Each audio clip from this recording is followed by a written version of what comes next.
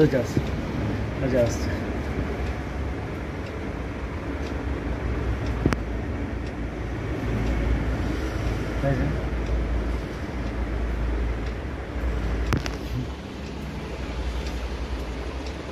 ওইদিকে চলে ওইখানটার দিকে চলে গেল। এরকম চুরি আমি জীবনে করিনি, আমি প্রথমবার করছি, আমি জীবনে করিনি। প্রথমবার আমি করিনি। হ্যাঁ, বলছি কি চুরি করেছিলে? মোবাইল নিয়েছিলাম, আবারকে দিয়ে দিয়েছি মোবাইল। কাকে বিক্রি করেছিলে মোবাইলটা? মোবাইলটা অন্য লোকে বিক্রি করেছিল, মোবাইল যার মোবাইল তাকে দিয়ে দিয়েছি। কি করে চুরিটা করলে? চুরিটা করিনি, দেখতেছিলাম দোকানে ছিল, নিয়ে পালিয়ে গেছিলাম বাস। মানে ওভাবেই করেছো? অভাবে নয়, ও মানে ওইভাবেই চুরিটা করেছো? এসেছিল দোকান দিলে পালিয়ে গেছে? মোবাইলটা মানে কি ঘর ছিল না, দোকানে নিয়ে নিয়েছিলাম বাস। আমি জীবনে কাজ করিনি দোকানটা। কোথায় বাড়ি তোমার? বাড়ি দাসপুরে। কি করতে এসেছিলে? শ্বশুর বাড়ি আমার।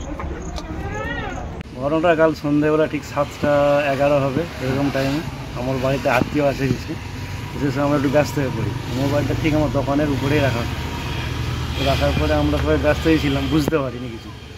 রাত্রে ফোনের অত প্রয়োজনও হয়নি, মনে নেই। সকালে উঠে দেখি ফোন নেই। আমরা ভেবেছি ফোনটা পড়ে আছে কোথাও, কিন্তু নেই, ফোন নেই। তারপর ফোন করছি সুইচ অফ, কী ব্যাপার?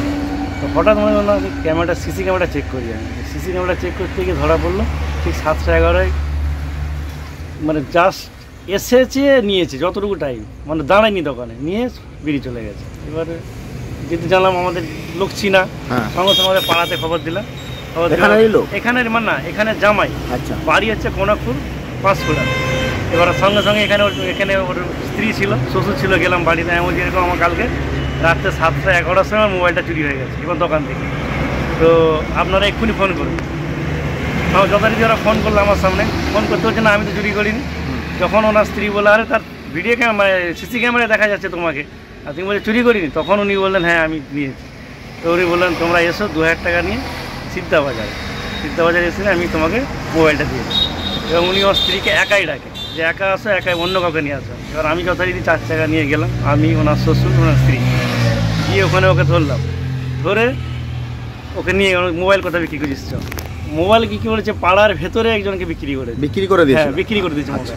অলরেডি 800 টাকায় বিক্রি করার পরে এবার আমি ওখানে গেলাম, যথারীতি 800 টাকা পে করলাম। পে করে মোবাইলটা আমাকে দেওয়ার পরে ওনাকে, ওনার স্ত্রী এবং শ্বশুর মশাই আমার গাড়িতে তুলে আনলাম। মানে আমার খোঁজ পেয়েছে না, মানে ধরা পড়েছে আর কি।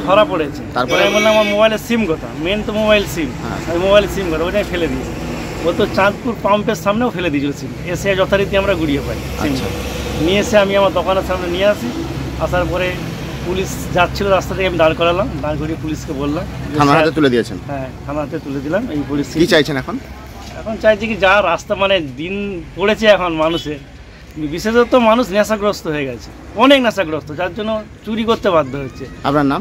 আমার নাম সানোয়ার খান, বাবার নাম ইয়াকুব খান। আমার এটা কোন জায়গা? দোকানটা কোন জায়গায়? দোকানটা বৈকুণ্ঠপুর।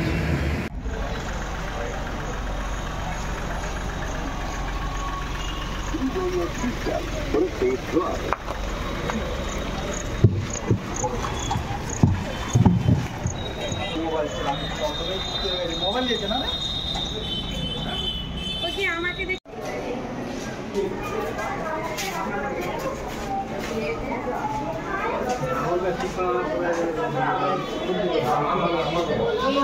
তোমার দিয়ে